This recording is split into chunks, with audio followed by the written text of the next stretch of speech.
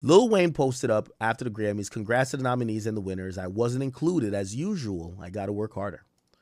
One time for my slime Bill Belly.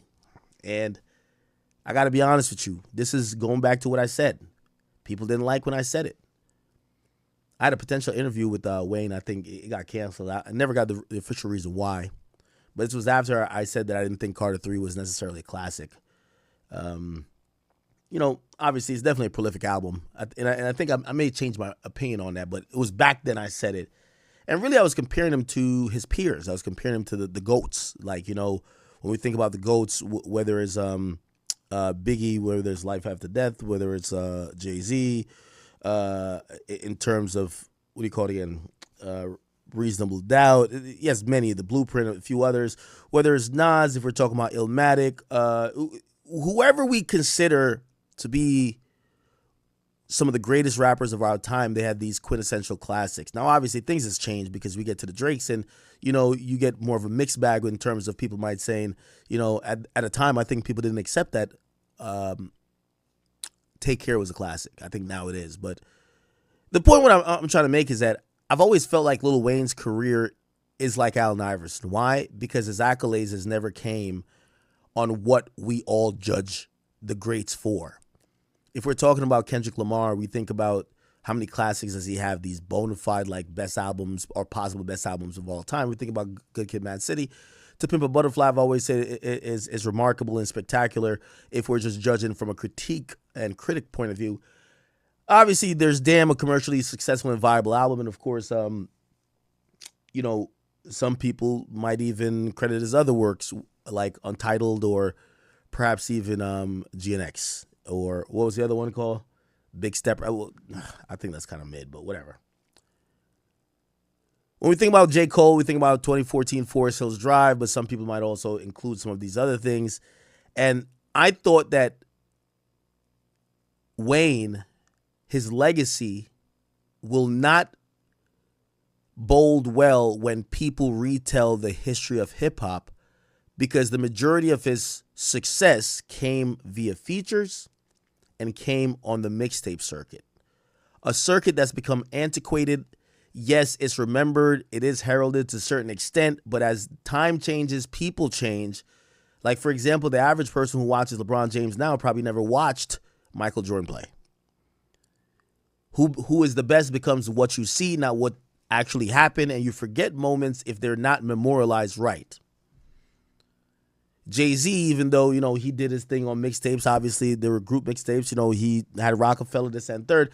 He memorialized his career really well with an amazing catalog. He dropped an album per year. If you think about it, when we got to the Black Album, Jay-Z had dropped an album per year up until then. I think he might have missed one. His catalog and his legacy is memorialized by that. Even 50 Cent, one of the guys who pioneered the idea and the thought of these mixtape circuits, because G-Unit, 50 was really nasty on that mixtape scene as well.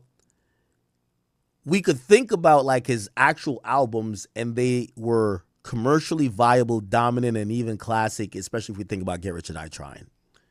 The Massacre followed up Beg for Mercy, which was a group album. He worked on the Game's documentary album, giving him 6 songs.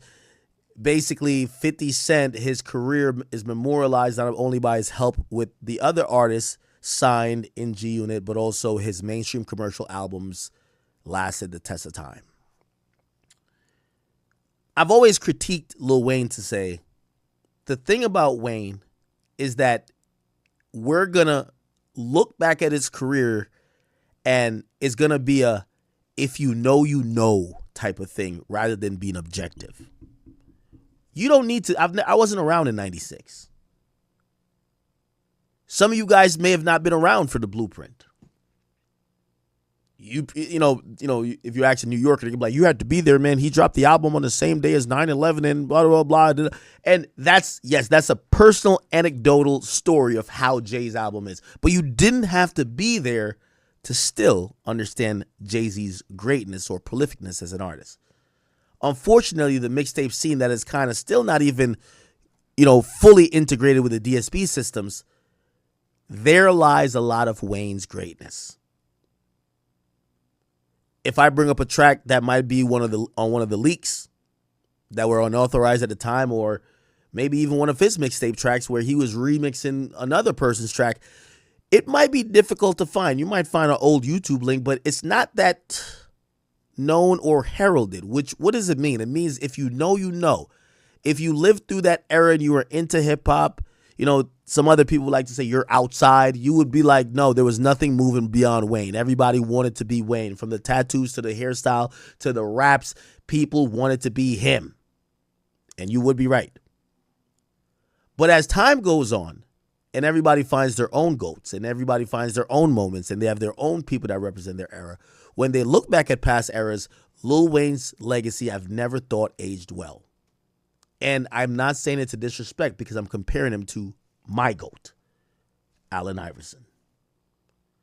When I watched Allen Iverson play, it was a spectacle. Every time he tried to go up to the hoop, spectacle. Every time it was a layup, he was doing some acrobatic shit. He was knocked to the ground by somebody, like Shaq was 700 pounds, knocking him to the ground. I would still see him get up, shake it off, go to the free throw line.